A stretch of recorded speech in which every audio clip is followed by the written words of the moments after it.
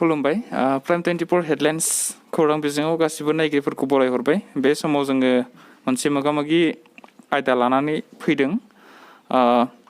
दिनै 12 मे। बे 12 मेखौ दुलाराय बर' आइजो अनसाय आफादा बर' बिमा सान हिसाबै फालियो। बेनि सोमोन्दै जोङो दिनै धेमाजि जिल्ला दुलाराय बर' आइजो अनसाय आफादनि बोसोनगिरि मानगोनां सोरजिला औवारि मेडामनिफ्राय माखासे बाथ्रा मोनथिनानै लागोन। गिबियै बे सोंथिनि फिननायखौ मोननो लुगैगोन जे दिनैनि बे सानखौ मानि थाखाय बर' बिमा सान हिसाबै फालिनाय जायो, बेनि सोमोन्दै फोरमायनो थाखाय खावलायबाय मेडाम। गिबियावनो प्राइम 24 हेडलाइन खौरां बिजोंनिसिम साबायखर बावबाय। दिनै 12 मे। बे 12 मेआव जोङो बर' बिमा सान हिसाबै जोङो बे सानखौ फालिनाय जायो।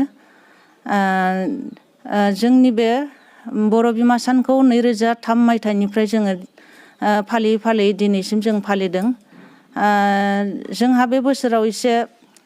जेंना जादों। नैबे कर'ना भाइरास गिख्रंथाव बे बेराम साग्लोबनायनि थाखाय जोङो गाजा गोमजायै खुंनो हायासै। अब्लाबो जोङो जोंनि ओनसोलाव थानाय सानैसो जोंनि मावथि सोद्रोमा बिथांमोनखौ लानानै जोंनि बे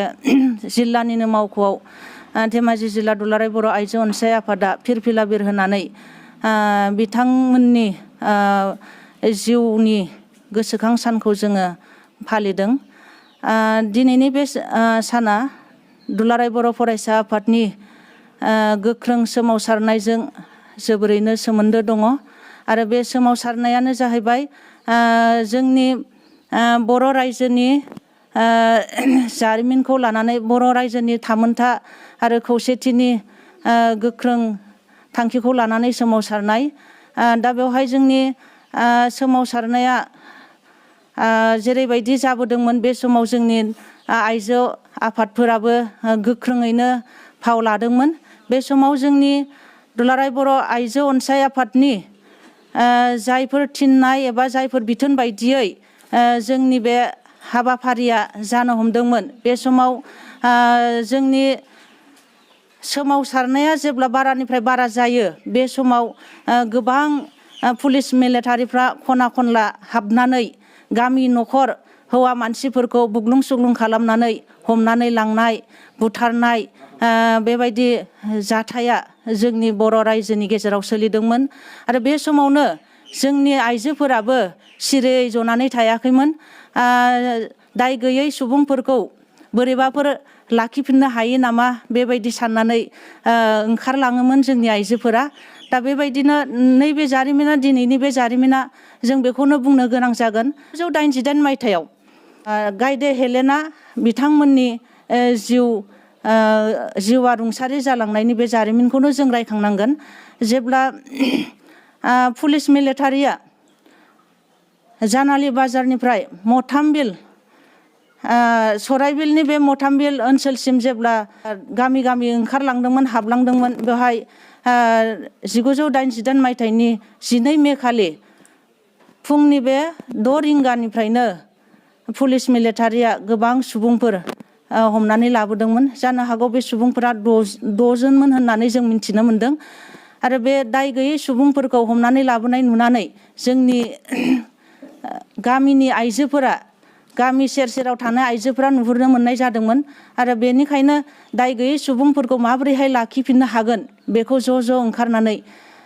सराइबिलनिफ्राय ओंखारनानै मथामबिल ओनसोलसिम फारि फारियै पुलिस मिलिटारिफोरनि बे लांनाय गारिनि उन उन खारफालांदोंमोन। आरो दाय गैयै सुबुंफोरखौ जोंनो होलांनांगौ होननानै होख्राव होख्राव बुंनानै बिदिनो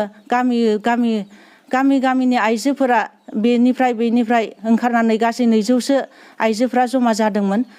पुलिसफोराबो बेबायदिनो दसे खारलाय दसे दम लाखिनानै गारिखौ लांबाय थादोंमोन। एसेयावनो जोंनि बर' आइजोफोराबो सराइबिलथिं थांनानै गसाइगाव ओनसोलनि बे खाथि खालासिम सौहैबायमोन। अब्ला बे समावनो पुलिस मिलिटारिफ्रा थाङै थांनानै नेपाल दबा दालां बारनानै सौहैबायमोन आरो बेहायनो दम लाखिदोंमोन। आरो जोंनि बर' आइजोफोराबो 200सो जुथुमनि बे आइजोफोराबो ज'यैनो थांनानै नेपाल दबा बे दालांनि सिगाङाव थाथ'हैनायसै आरो बे समावनो जोंनि आइजोफोरा बुंहरनायसै जे पुलिसफोरनि सेराव पुलिसफोरखौ खोनाजासिम होसिख्राव जे नोंसोर लाबोनाय दाय गैयै साद' सुबुंखौ जोंनो होलांफिननांगौ बिसोरहा जेबो दाय गैया सोमावसारनायाव बिसोरहा जेबो लोब्बा गैया बेबायदि बिसोर बे बुंलाय बै बुंलाय बिदिनो बुंनानै गासिबो गोमखांहोजोबदोंमोन जै स्ल'गान होदोंमोन जोंनि आइजोफोरा बेबायदि एसे दावराव दावसि जादोंमोन दा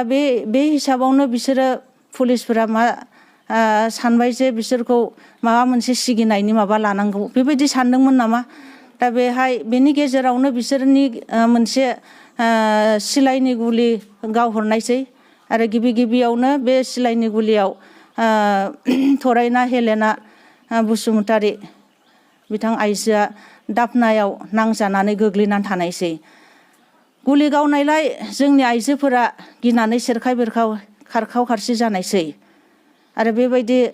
सेरखाय बेरखाय खारखाव खारसि जानायखौ नुनानै फिन आरोबाव गरसे गुलि आरो गावहरबावनायसै आरो नैथि खेबनि बे गुलियाव गायदेनि बिखायावनो नांनानै बिथांजोआबो जायगायावनो जिउ गोमानायसै मेडामा बर'नि माखासे जारिमिननि सायाव दिनै माखासे बाथ्रा फोरमायबाय माखासे जारिमिननि सोमोन्दै माखासे बाथ्रा फोरमायबाय बेनि थाखाय साबायखर थाबाय बे समाव मेडामनाव फंनैसो सोंनो थाखाय आवगायबावदों आङो बर'फोरा सिगांनिफ्रायनो सोमावसारनाय बा जायखिजाया बर' हारिनि थांनाय थैनायनि माखासे सोमावसारनाय हाबाफारिफोराव बर' आइजोफोराबो बाहागो लाबोदों बेनि सोमोन्दै मेडामानो फोरमायखाबाय दा दिनैनि समाव बर' समाजाव बर' आइजोफोरनि जा मानदान्दा बे मानदान्दा स्टेटासनि सोमोन्दै मेडामनिफ्राय माखासे बाथ्रा मोनथिगोन बुंगोन आं बेखौबो आरो एसे थालांबावदों जोंनिया जों बे बर' बिमा सानखौ जोङो फालिनायजों लोगोसे जोङो जोंनि बिमा माहारिखौ जोङो अरायबो मान होनानै जोंखौ जौगालांनाय हाबाफोराव खामानि मावहोनो थाखाय जेब्लाबो थुलुंगा होनो थाखाय जोङो बयनिसिमबो खावलायदों आरो दिनैनि बे बर' बिमा सानाव जोङो बेबायदि मोनसे सानखौ फालिनो मोननायखौ जोंनि दुलाराय बर' आइजो अनसाय आफादनिफ्राय जों गावखौनो गाव खाफाल गोनां होननानै जोङो बुंनानै लानो हायो मानोना जोङो गुबुन गुबुन आफादफ्रा फसंथानफ्रा सुबुंफोरा मोनफा नङा मोनफा बेबायदि फालिनायनि मोनसे सान थायो जोंहाबो दुलाराय बर' आइजो अनसाय आफाद हिसाबै जोंनि बे नैबे रुंसारि जानाय गायदे हेलेना मोननि बर' बिमा सानखौ जोङो लानानै फालिनायाव जों गावखौनो गाव जोङो गोजोननाय मोनदों अर्थ'स' बिसोरनि जिउआ रुंसारि जालांदों पुलिस मिलिटारिनि आखायाव जिउ गोमालांदों अब्लाबो जोङो बे सानखौ जोङो फालिनो मोननानै जों गावखौनो गाव खाफाल गोनां होननानै जोङो सानो जोंनि बे बर' बिमा साना 2003 मायथाइनिफ्राय दिनैसिम जों फालियै 2020सिम 18थि खेब जाबोबाय आरो बे फालिनायाव जोङो गुबुन बोसोरफ्राव जोङो गाजा गोमजायै फालियोमोन जोङो बिमा माहारिफोरखौ जेरैहाय प्रेगनेन्सि जानाय बिमाफोर आरो दान 6 दान 7 गोनां गथ'फोरखौ जोङो गथ'फोरजों जोङो जानाय लोंनाय फिथाइ सामथाइ होनानै बिसोरनि सावस्रि जोथोननि फारसे नोजोर लाखिनानै जोङो बिसोरनो एसे जामुंफोर होनाय जायोमोन दिनै नाथाय जोङो नैबे गिख्रंथाव कर'ना भाइरास साग्लोबनायनि थाखाय जों बे हाबाफारिखौ दोनथ'नाय जादों आरो बेवहायनो आं मोननैसो खोथा बुंहरनो सानदों दाखालि 10 मे मादार्स डे बेखौ जोङो जोंनि गोबां सुबुंफ्रानो फालिदों नाथाय जोंनि नैबे बर' बिमा सानखौ गोबां जोंनि बर' सुबुं निउ जेनेरेसननि गोबां सुबुंफ्रा मिन्थियाबो जानो हागौ आरो बे चेनेलनि गेजेरजोंनो आं बेखौनो फोरमायनो मोननानै आं गावखौनो गाव एसे मोजां मोनदों मानोना बिजोंफोरनि गेजेरजों गोबां सुबुंफोरा माखासे बाथ्राफोरखौबो मिन्थिनो हायो दा जोंनि बे बर' बिमा सानजों फालिनाय आरो नैबे मादार्स डे फालिनाय मादार्स डेखौ जोंनि बे फालिनाया USA नि वेस्ट भार्जिनियानि आन्ना जार्भिस मुंनि सासे आइजोआ फालिदोंमोन बिथाङा गावनि बिमानि थैनाय बोसोरथामनि उनाव गावनि बिमाया 1905 मायथाइयाव थैदोंमोन नाथाय बियो 1908 मायथाइयावसो गावनि बिमानि गोथारथि साखोन सिखोन खामानि मावनायखौ माबोरैहाय गोसोआव लाखिनो हागोन बयनिबो गेजेराव बोरैहाय गोसोखांथि खालामनो हागोन बेखौ साननानै बियो सेन्ट एन्ड्र मेथडिस्ट चार्चआव बियो बे हाबाफारिखौ गिबि फालिदोंमोन। दा बे हिसाबैनो जोंनि बे बर' सुबुं बा बुहुमनि गासै सुबुंफोरानो बिमाखौ मान होनानै बिमानि साखोन सिखोन आरो गोथारथिखौ लाखिनानै जों बिमा माहारिया जाहाथे जानो हायो बेखौसो आङो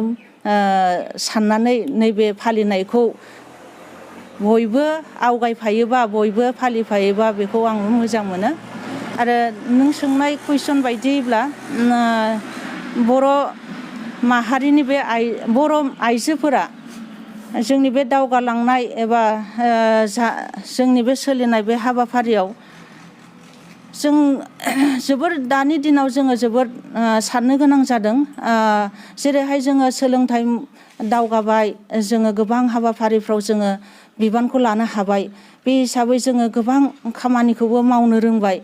जेसेबांखिनि जोङो खामानि मावनो रोंदों बा गोबां हाबाफारिफोराव जोङो बाहागो लानो हादों एसेसिमबो जोङो नाथाय गोजोनथाव नङा। बेराफारसेथिं जोंनि गुलाय गुजाय रायजो जानाय गुलाय गुजाय माने थासारिजों थानाय समाजाव बायदिसिना बेले बेजे जाथाय जानाय बेफोरखौ जोङो खोनानो मोनबाय थायो। दा बेनिफ्राय जोङो जाहाथे बे बेले बेजे समाजनि थासारिफोरनिफ्राय जानगारनानै जों गावखौनो गाव गोख्रों लामाजों गोथों लामाजों थाबायलांनो बयबो आवगायो बेखौसो आङो बयनिसिमबो आङो खावलायनाय थाबाय। साबायखर थाबाय। धेमाजि जिल्ला दुलाराय बर' आइजो अनसाय आफादनि जा फिरफिला बिरहोनाय बे हाबाफारियावनो धेमाजि जिल्ला परिषदनि सोद्रोमा 7 नं सिमेन्ट सापरि समस्तिनि धेमाजि जिल्ला परिषदनि सोद्रोमा श्रीमा सुबारानि बसुमतारी मेदामनिफ्राय जों माखासे बाथ्रा मोनथिनानै लानि। मेदामनिफ्राय जोङो बेखौनो मोनथिनो लुगैगोन जे दिनैनि समाव बर' आइजोफ्राबो माखासे बिथिङाव जौगाबोगासिनो दङ। बे माखासे बिथिं माने जायखिजाया बिथिंफोराव जायखिजाया आयदाफोराव हाबाफारिफोराव आइजो माहारिफोरा बाहागो लाबोदों। बे हिसाबै दिनैनि समाव बर' आइजोफोरा बे राजखान्थि बिथिङाव बिसोरनि बिहोमाया मा बिथांमोननि बिहोमाया मा बेनि सोमोन्दै मेदामनिफ्राय माखासे बाथ्रा मोनथिनो थाखाय आं गिबियावनो प्राइम 24 हेडलाइन्स खौरां बिजोंनि गेजेरजों आं दिनै 12 मे बर' बिमा साननि गासै बर' बिमानिसिम बुहुमनि गासै बिमा माहारिनिसिम आं आंनि गोरबोनिफ्राय खुलुमनायखौ आं बावहरग्रोबाय। दिनैनि बे सानाव जिहेतु बर' माहारिनि आइजोफोरनि मुंख्लं जालांनाय बिथांमोननि मुङै मान बावनानै दिनैनि सानखौ फालिनाय जादों। दा दिनैनि बे सानाव बर' आइजोफ्रा गुबुन गुबुन बिथिङाव बाहागो लानायजों लोगोसे राजखान्थि बिथिङावबो जोङो दावगानायखौ जों नुनो मोनदों। दा बे बिथिङाव जोङो गिबियावनो राजखान्थि बिथिङाव जोङो दिनैसिम बेसेबां दावगाबोदों बिनि मोनसे जोंहा रोखा मोनसे बिदिन्थिखौ जोङो नुनो मोनबाय थादों। जोंनि आसाम सरकाराव जोंहा सासे आइजो बर' माहारिनि सासे आइजो मन्त्रि जोंहा दङ दाबो आब' प्रमिला रानी ब्रह्म। बिथाङा जोंनि दुलाराय बर' आइजो अनसाय आफादनि गायसनगिरि आफादगिरिबो। दा बिथांजोआ दिनै जोंनि बर' आइजोफोरनि सासे थुलुंगा महरै जोंनि गेजेराव बिथाङा नुजाथिनानै दङ। बेयो मोनसे गोथां बिदिन्थि। बेजों लोगोसेनो जोङो आरो जोंनि ओनसोलफ्रावबो जों नुनो मोनदों। बेवहाय पन्सायतआव जों नुनो मोनो पन्सायतनि 3 टायाराव जोङो नुनो मोनदों। जोङो जिल्ला परिषदनि बिथिङाव जों नुनो मोनदों। दिनै आं गावखौनो बिदिन्थि हिसाबै नोंथांमोननि सिगाङाव बुंनानै लागोन। लोगोसेनो जोङो गामि पन्सायतनि आफादगिरि यावबो जोङो गोबां आइजोफोरखौ बाहागो लाबोनाय नुनो मोनदों। लोगोसेनो आन्सलिक पन्सायत आरो वार्ड सोद्रोमाफोरनि बिथिङावबो जोङो गोबां आइजोफोरखौ जोङो नुनो मोनदों। दा बे पन्सायतनि बिथिङाव जोङो 50% जिहेतु जोंहा आइजो सोद्रोमाखौ दैथायनाय जायो। बेनिखायनो बेवहाय जोङो बर' ओनसोलफ्राव जोंनि बर' आइजोफोरनिफ्रायबो दिनैसिम जों गोबां बाहागो लानायखौ नुनो मोनदों। दा दिनै बाहागो लानायनि बिथिङाव जोङो बेसेबां गोख्रोङै जोङो दिनै खामानिखौ मावबोनो हादों आइजो हिसाबै जोङो माबायदि मावबोनो हादों दा बियो गुबैयै जों सोनारो जोंनि समाजा जोंनि आइजोफोरनि सायाव जोंहा बेसेबां फोथायनाय दङ आइजोफोरखौ बेसेबां थुलुंगा होयो मावनो जों बेसेबां खाबु होयो बेवहाय गिबियावनो जोंनि समाजा आइजोफोरखौ जे माखासे खामानि मावनो सिगांनिफ्राय थुलुंगाखौ होबोनांगोन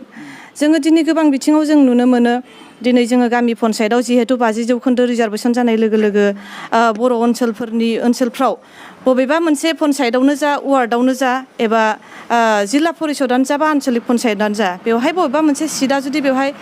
आइजो माने बिजाथिनि थाखाय बेयाव रिजार्भ जानाय लोगो लोगो बेवहाय सासे आइजो बिजाथि मोननो थांनायाव गोबां माने जेंना जानायखौ जों नुनो मोनो बेवहाय जोंनि समाजनि सुबुंफ्रानो जोंनो बुंलायलायनाय जायो बेवहाय रोंगौथि गोनां आइजो गैयिनि आंखालाव बेवहाय बिजाथि दैथायहरनायनि गोबां बेले बेजेखौ जानाय नुनो मोनो नाथाय जोङो बेखौ साननानै लाबा जानाय नङा जोंनि गेजेराव थानाय जोंनि आइजोफ्राबो गोबां रोंगौथि जोंहा दङ नाथाय जोंनि रोंगौथिखौ जोङो दिन्थिलांनो खाबु मोनैयावसो दिनै गैया होननानै जोङो साननानै लायो दा बेनिखायनो जोंनि बर' माहारिनि गेजेराव जुदि जोङो जोंनि आइजोफोरखौबो समाजखान्थिजों लोगोसे जोङो राजखान्थि बिथिङावबो जोङो जुदि गोख्रोङै जोङो बाहागो लानायखौ लुबैयोब्ला जोंनि समाजा जोङो बेबायदि खाबुखौ जोङो होनांगोन जोङो थोंजोङै जोङो बिसायख'थियावल' जों दैथायहरनायखौ जों साननो नाङा बिनि सिगाङाव जोंहा समाजनि गोबां खामानि मावनायनि जोंहा खाबु मोनो दा बेफोरबायदि खाबुखौ लानो होलायनांगोन थुलुंगाखौ जों होलायनांगोन जाहाथे रावनिबो गोसोखौ माने गादबनानै दोना रोंगौथिखौ जोङो माने दोनखोमाना माने खाबु होआ बेखौ दिहुननानै लाबोनायखौसो जोङो खाबु होनांगोन बेफोरबायदि गोबां स्कप दङ दा बेफोरबायदि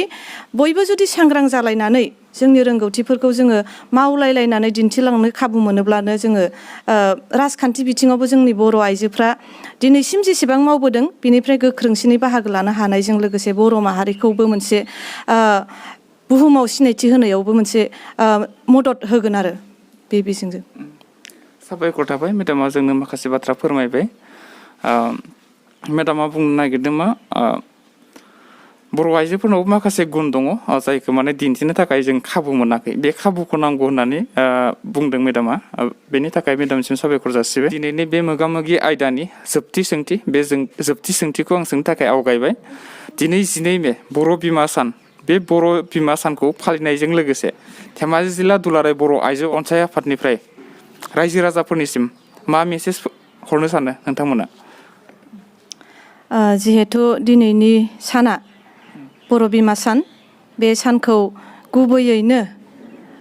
बर'नि आलादा बड'लेण्ड दाबिनायाव मुंख्लं जानाय आइजो माहारि बिथांमोननि मान बावनाय सान हिसाबै फालिनाय जादों बेनिखायनो दिनैनि बे हाबाफारियाव नोंथांमोननि चेनेलनि गेजेरजों जों रायजो राजानिसिम खावलायनो सानो जे जोंनि समाजाव जोङो आइजोफोरखौ जोङो मान होनो रोंनांगोन जोङो आइजो माहारिखौ जोङो बिमा माहारिखौ जोङो सिबिनो रोंनांगोन जोंनि समाजाव आथिखालाव जोङो नुनो मोनदों जों जे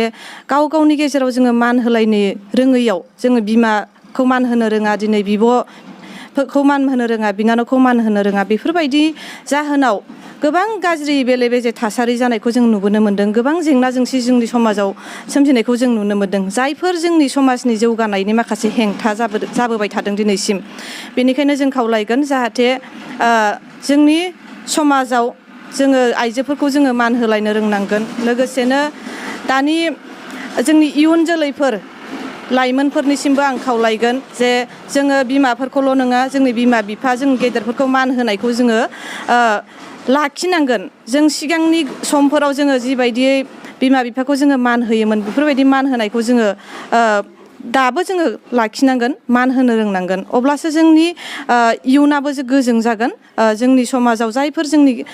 जेंना जेंसि सोमजिबोबाय थादों बेले बेजे गाज्रि थासारि सोमजिदों बेफोरो जोबस्रांलांगोन जोङो गावनि गेजेराव अनसायलायनानै जोङो सोलिलांनो जोङो रोंनांगोन लोगोसेनो जोङो आइजो माहारिखौ मान होनाय होननानै बुङोब्ला जोङो आइजोफोरनि सायावबो जायफोर सोलोंथाइ जिहेथु जोङो दिनै समाजखौ जौगाहोनोब्ला गिबियावनो जोंनो गुदियावनो नांगोन जोंनो सोलोंथाइ